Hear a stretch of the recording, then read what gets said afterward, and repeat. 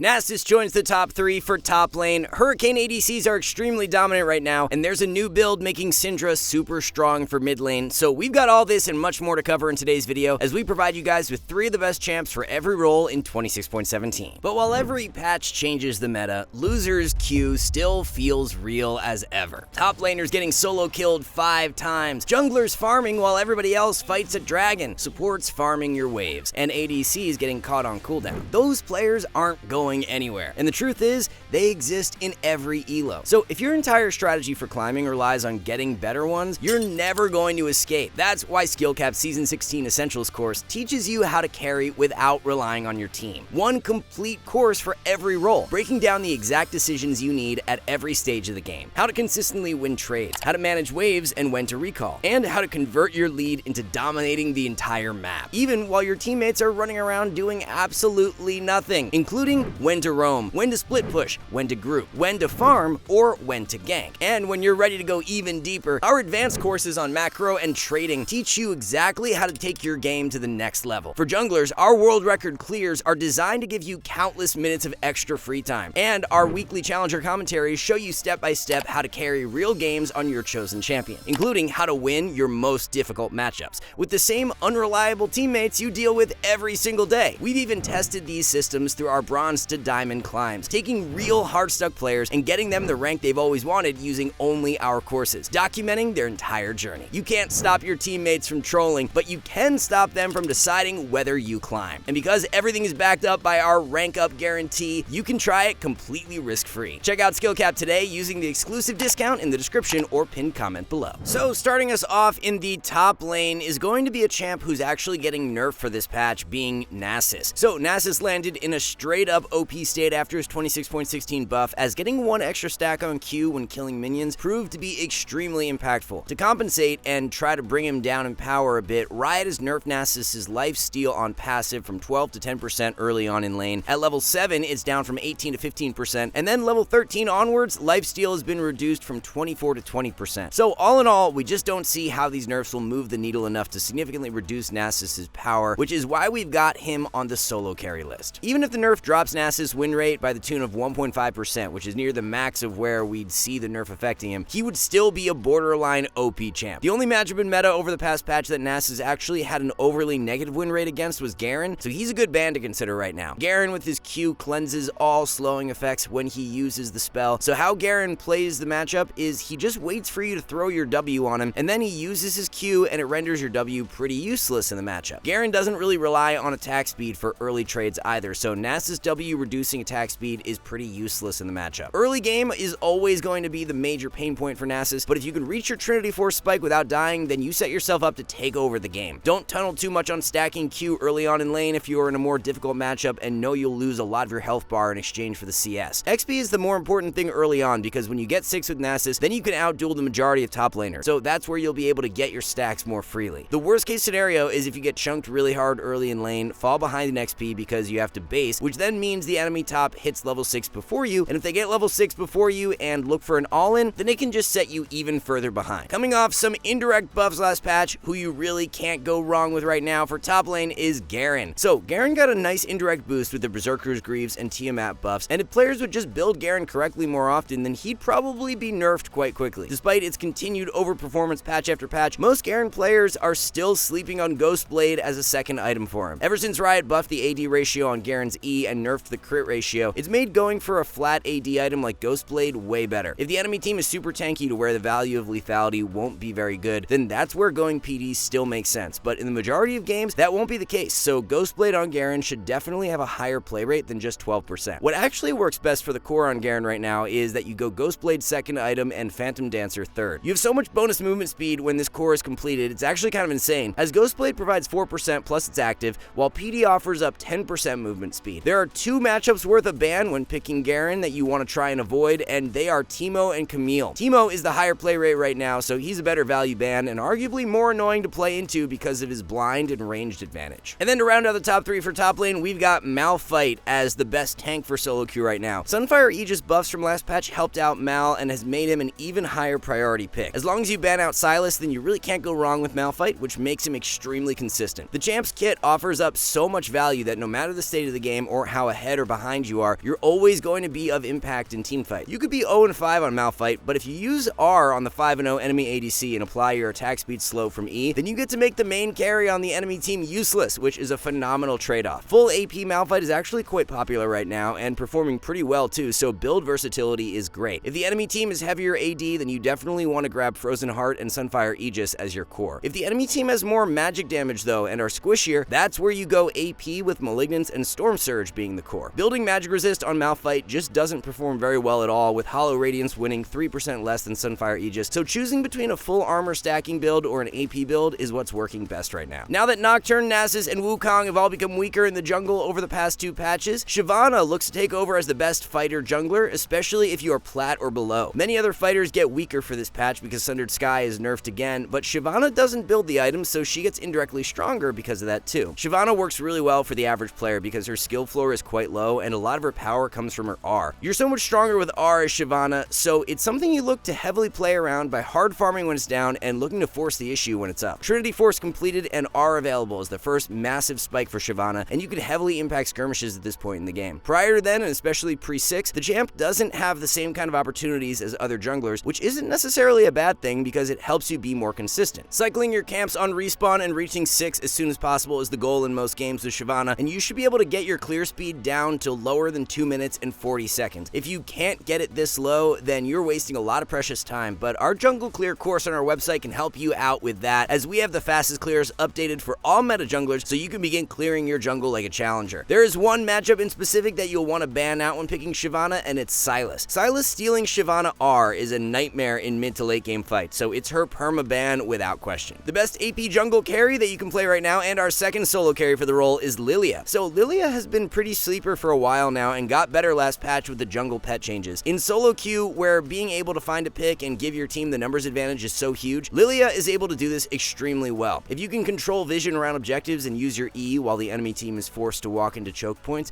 then you will set yourself up for so many free kills in the mid game. Lilia thrives in the chaotic nature of solo queue because of her ability to dip and dive around in fights with all her movement speed stacking and the consistent damage coming out of her Q. Because of this, you have the ability to win outnumbered fights on Lilia when you are ahead, which makes her a great solo queue champ. The core build for Lilia consists of a Liandry's Rush into Riftmaker second, while Zanya's or Rylai's slots in third. It's mainly just champs with a ton of instant burst power that Lilia is going to struggle more against, since she can't kite them around, so banning out Talon is good value right now. So with the jungle pet changes from last patch to where Riot increased the damage your pet deals based on your health and armor, it's given Rammus a nice boost in strength, and he's really overperforming right now. Sunfire Aegis was also buffed, and it's generally the second purchase for Rammus, so his strength has gone up a bit too. It's weird though, because Rammus has already been one of the best junglers in recent patches, and now even in the higher elos, his win rate is upwards of 53%, but players just aren't picking him up for whatever reason. Rammus is generally seen as one of the more boring junglers, so that's probably why, but if you want some easy elo right now, then the champ should be someone you consider pulling out. There's always going to be the issue with blind picking Rammus to where you run the risk of the enemy team locking heavy AP, but if you ban out Lilia, then there's not much else you have to worry about who's in meta. Elise and Nidalee are two of the lower play rate junglers right now, especially for the lower elos, so if you're anywhere ranked Emerald or below, then the value from Rammus goes up even more. Across all ranks in 26.16, Rammus won over 56% of the time when against Master Yi and Viego, while his only negative win rate matchups were Lilia and Amumu. So for the build on Rammus, it's always going to be a Thornmail Rush into Sunfire or Hollow Radiance second, and Jokshow third or Deadman's third. The most ideal outcome is where you can take the core of Thornmail, Sunfire, and Deadman's against a full AD enemy comp, as the max armor stacking makes Rammus super disgusting. So for our first solo carry mid of the patch, we've got a champ that our challenger mid laner Strumpist has been spamming lately, being Syndra. Syndra in general has been super strong for a while, but there's this new build that Strumpist has been playing that makes her even more disgusting. The complete breakdown of the build is up on our free build site, so you can refer to that after watching this video, but the TLDR is that Syndra doesn't actually need to rush a mana item. She gets enough mana from runes and from her passive, so you can rush Imperial Mandate, which is a super cheap item that provides 35 ability haste for Syndra's E cooldown, which is so broken for solo queue as you'll be able to spam out stuns and skirmishes during the early to mid game. Since Mandate offers up all that haste for your E at a very cheap price, you can then build into heavy magic pen with Storm Surge and Shadow Flame so that you one-shot any squishy champion that walks onto your screen in the mid game. For runes, you've got options, as Comet is standard into ranged matchups. You can take First Strike when against Galio or melee fighters like Yasuo or Yone, and then Electrocute is most optimal if against melee assassins. The only downside to Syndra in the current meta is that she doesn't fare the best contrast into Fizz and other highly mobile champs like Katarina. Fizz, with his higher play rate, is who we'd recommend banning out if you intend on picking Syndra. As you can see on our build page for Syndra, that Fizz is her hardest matchup in the game right now. So continuing to remain a top 3 mid lane champ and really dominating in the role is Fizz. Fizz is the best assassin for solo queue right now without question, and this has been the case ever since Lichbane was buffed back in 26.10. Yone and Yasuo both buffed for this patch isn't a bad thing for Fizz either, as he especially loves the Yone matchup, so if we're seeing more of those champs, it's great for Fizz. Syndra being the highest priority mage in meta is incredible for Fizz, as he's winning around 55% of the time in the matchup. Lissandra is going to be who we'd recommend banning right now when picking Fizz, as she's being picked at a pretty high rate, while her point-and-click CC, along with the fact that she can build Zhonya's, allows her to deal with Fizz quite easily in the mid game. For your build on Fizz, it's a Lichbane rush into Zhonya's as the staple core for most games. Zhonya can be delayed though if you want some more one-shot power from Shadow Flame and don't feel like you need the extra defensive power coming out of Zhonya's that early in the game. So ever since Vex got her direct buffs a few patches ago, she's been such a high value add to your champion pool. Even if you only use Vex as a counter pick, being able to play her and having her as a pick you can pull out is going to suit you so well in the long run. There just isn't another mid lane champ who does such a good job of countering highly mobile mid laners while also having the ability to impact skirmishes at such a high level. With Locke recently being added into the game, it's given Vex another matchup she thrives in too, so yet another annoying mid lane champ you can hard counter. The catch power and reset mechanic on Vex R makes her one of the best pure carries for solo queue. Sitting in the fog of war and landing R on a squishy is a guaranteed free kill every time as long as you're not behind the curve. The only difficult part about Vex is hitting her R on a consistent basis, because if you do that, then you dive in and fear the enemy, so there's no chance you're going to miss any of your spells. The core build for Vex revolves around Eluden's Rush into Storm Surge second, and then Zhonya's, Shadow Flame, or Rabadon's third. If you're against a Zed, Fizz, or heavy dive threat, then that's where Zhonya's makes the most sense. If you don't think you need that survivability, then going Rabadon's or Shadow Flame is best. Rabadon's if you have 1200 gold on a reset to purchase Large Rod, or else go towards Shadow Flame. Matchup wise for Vex, it's just long range that is going to beat her, so banning out Hui or Syndra is what we'd recommend. So the bot lane meta has seen a pretty nice shakeup over the past patch, with the buffs to Hurricane adding quite a bit of power to traditional ADCs, most notably Zeri. Zeri has been popping off with the recent Hurricane buffs, and then she also gets to take advantage of the recent Yuntal Wild Arrows buffs, so two of Zeri's core items have gotten a lot stronger, which has pushed her past the majority of ADCs in priority. That being said, you can still run Storm Razor on Zeri, but how we would look to play it now is that the core of Storm Razor and Fiend Hunter bolts will be optimal into a full squishy enemy comp, but if you're playing into a more bruiser or tankier team, that's where Yuntal with Hurricane is going to provide so much more value. As a matter of fact, Riot will be buffing Storm Razor for this patch, so Zeri yet again gets an indirect buff to one of her core items. So the overall versatility of Zeri is amazing right now, as she can adapt her build based on the enemy team extremely well. The only downside to Zeri in this meta is that she pairs better with Enchanter supports, and we aren't seeing as many of them relative to melee engagers. It's not like Zeri can't work with melee engagers, but she tends to have a slightly higher win rate with Enchanters, as they give her a lot more 1v9 potential in mid-game fights. Being a shorter ranged ADC, Zeri can struggle a bit in lane against longer range poke champs, so banning out Caitlyn or Karma is good value. Hands down, the best ADC that you can play for the current solo queue meta is Jinx. So similar to Zeri, Jinx has been loving these recent patches, as the Hurricane buffs help her out a ton. There just aren't very many ADCs who actually like to take Hurricane, so the fact Zeri and Jinx are two of its core users means they have gained a bunch in relative power. The best part of all though is that Phantom Dancer is by no means bad on Jinx now. It's just that Hurricane is way more situationally stronger, as you should take it in games where the enemy team is a more melee heavy frontline comp, but into a heavier ranged or very squishy enemy comp is where you can still continue to run Phantom Dancer. Into squishy dive, it just makes way more sense to grab PD because of the fact it offers up 10% movement speed as opposed to the 5 from Hurricane, so you can self-peel a bit better and dodge key skill shots easier. PD also provides stronger single target damage, so when it comes down to killing the Zed who is trying to assassinate you, you're going to fare better with Phantom Dancer. The reason we rate Jinx a bit higher than Zeri right now, despite both being in phenomenal spots, is due to the fact that Jinx is a bit easier to play and she pairs better with a wider variety of supports. It really doesn't matter who you pair Jinx up with, she can make it work with almost anything, so her blind pickability is a little better. Ban-wise, when picking Jinx, she lacks a gap close, so heavy dive is always going to be more annoying to play into, and either Zed or Nocturne are the best bans right now with their play rates being so high. And then the one mage down in the bot lane who continues to be free elo patch after patch is Seraphine. We did actually see mages lose a bit of win rate last patch due to the ADC buffs, but Seraphine remains on another level. What makes Seraphine so great for solo queue in the bot lane carry role is that she's an extremely low risk, high reward pick. Laning phase is great, she scales into relatively cheap items very quickly because of the ADC role quest, and And even if you don't win out in lane and fall behind a little, that doesn't really matter. You can be a whole item behind the opposing ADC in the mid game with Seraphine, and if you land that one good R to CC a few enemies, then being down an item doesn't matter at all. The mix of damage and utility that Seraphine provides just gives her a ton of versatility, as she can impact games in many different ways. Some of these duo win rates that Seraphine has had of recent are just absurd, as she's been up over a 55% win rate when paired with Senna, Sona, Leona, Thresh, Nautilus, and Karma. The Seraphine Karma lane especially is just so oppressive because of all the poke, and if the enemy is playing a traditional ADC, then they stand no chance during lane at all. There are two ways in which you can build Seraphine right now. You can go all out damage with Blackfire Torch, Archangels, and Rylai's. If your team already has a ton of damage though, then you can go more utility based with Imperial Mandate as a core item. And then for your ban when picking Seraphine, a hook support like Blitz or Pike is never a bad idea, as getting hooked early in lane is really the only way you will lose lane with Seraphine. So with a Thresh nerf finally coming through for this patch, we're going to be looking at Leona taking over as the premier playmaking support. As noted in a few of our previous meta videos, the support role quest changes that were issued last patch did nothing to influence the strength of these melee engaged supports for solo queue, so there isn't anything to worry about there. Leona has everything you want when it comes down to a melee engager for solo queue, as her ability to dish out CC, absorb damage, and also deal a good chunk of damage herself is incredible. The long range catch from R is such a lethal tool that allows you to start fights from a range that most other melee champs cannot, especially for the lower elos where positioning tends to be less precise. You can really get great use out of Leona R. The chain CC lockdown potential is also incredibly valuable because you drastically limit what enemy melee champs can get done in skirmishes. If the enemy team has a fed Katarina, Viego, or Yone, then it doesn't really matter if you're on Leona and you single them out in a skirmish. The point and click stun from Leona Q means that as long as you're standing by your carries, dive champs have a really hard time taking them out. For Leona's build, Locket and Knight's Vow are staple core pickups, but your item upgrade can be swapped around depending on the game, as Celestial provides more durability, Solstice better engage threat, and Bloodsong for if you intend on roaming more. Supports who have tools in their kits that do a good job at countering your engage threat are always good bans to consider when picking Leona, so right now either Morgana or Braum are the best options. So a support who just continues to gain indirect power this season as a result of many other supports around him getting weaker is Zilean. Fun fact is that Zilean hasn't actually been changed at all since season 13, to where his base attack speed and basic attack missile speed were increased. Zilean has been a consistently strong pick for a while now, it's just he always tends to be overshadowed slightly by other champs. Right now he's in a super good spot because he's got two unique, really strong build paths that he can opt into. Shirelia's is the rush item for every game, but second item is where you can swap between Bandle Pipes or Imperial Mandate. Bandle Pipes if your team has lots of auto attackers, and Mandate if your team is more mage or assassin heavy. You don't build Archangels or Cosmic Drive on Zilean anymore, and this shift in build priority has helped him out quite a bit this season. The current meta allows Zilean to thrive so much more too, with Nasus being the most OP top laner at the moment, Garen being a highly contested pick, and the majority of junglers being fighters. It makes Zilean super impactful because his movement speed buff enables those champs to be 10 times more effective in skirmishes. Long range poke is the only thing that is going to be more annoying for Zilean to play into, so banning out Ziggs is good value right now. Zilean would much rather play into more burst reliant champs, to where once they use their combo they are useless, as Zilean R can do a great job at countering that. And then to round out the top 3 for support in 26.17 is going to be Poppy. And you're probably thinking, well, didn't Poppy just get nerfed last patch? How is she in the top 3? Well, she did, but it turns out the nerfs were incredibly light, and there's actually a new setup that's working even better now. So with Hail of Blades nerf, that's the main thing that is weaker for Poppy. However, she can swap to Aftershock, and Poppy players running Aftershock are winning at an insane rate right now. Prior to the 26.16 changes, Aftershock Poppy players were winning around 51% of the time, but after the changes, they are now up at 52.5%. On the flip side, Hail of Blades users prior to the changes were at 52%, but they are now down below 51%. So the gist of it is that as long as you're running Aftershock on Poppy, then she's actually performing better than she was prior to 26.16. And it's not just the Hail of Blades nerfs that gave rise to Aftershock, as Poppy's W passive resistances were increased from 12 to 16%. So if you use W with Poppy and dive in to proc Aftershock, then you are going to be more tanky than before. The build for Poppy is going to consist of a Dead Man's Plate Rush into Locket second, while Bloodsong is the item upgrade. Matchup wise for Poppy, she doesn't like playing into enchanters with easy ways of peeling you off carries, so banning out Lulu is what we'd recommend. But while lists like these show you what to play, our brand new Season 16 Essentials courses for every role teach you how to win, each designed to walk you through every stage of the game from start to finish, from the exact trading and recall timers you need to win lane, to the mid-game macro decisions 99% of players get completely wrong, all the way to the team fighting tips and tricks challengers abuse to always deal the highest damage possible. Whether you're a top laner in the most unfavorable matchup possible, a mid laner having to deal with everybody in your lane 24/7, a jungler trying to balance ganking with farming, an ADC stuck stuck trying to hard carry with a support who just exists to grief you, or a support that's struggling to carry games on your own. Our Essentials courses are tailor-made to focus on the exact concepts that actually matter for climbing on your role in your elo. Check them out today, completely risk-free, using the link in the pinned comment or description below. As if you don't climb at least 5 divisions, you get every penny back. So that's gonna round everything out for the 26.17 edition of the best solo carries. Thank you all so much for watching. We'll see you in the next one.